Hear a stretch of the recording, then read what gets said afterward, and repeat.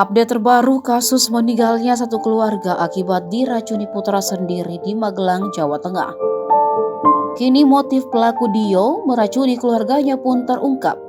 Hal itu diutarakan oleh PLT Kapolresta Magelang, AKBP Muhammad Sajarot Zakun.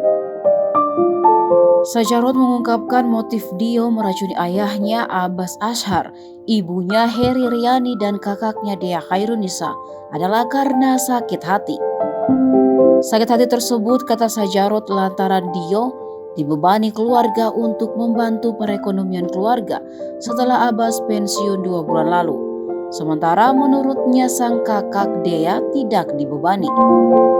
Sajarot pun mengungkapkan sumber penghasilan keluarga tersebut hanya berasal dari uang pensiunan Abbas.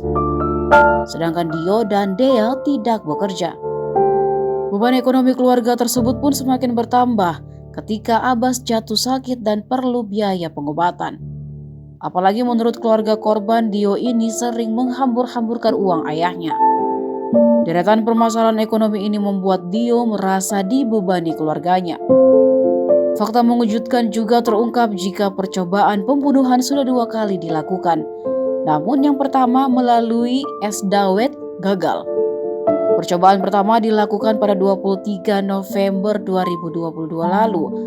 Rencana Dio adalah menaruh racun arsenik ke minuman dawet yang dibelinya. Dawet tersebut pun diberikan kepada Abbas, Riani, dan Dea.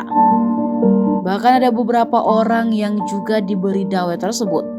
Namun, kata Sajarot, lantaran kadar racun yang rendah, maka korban hanya menderita muntah-muntah.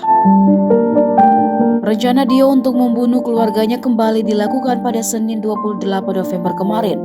Dio memasukkan racun sebanyak 2 sendok teh ke minuman yang diminum oleh para korban.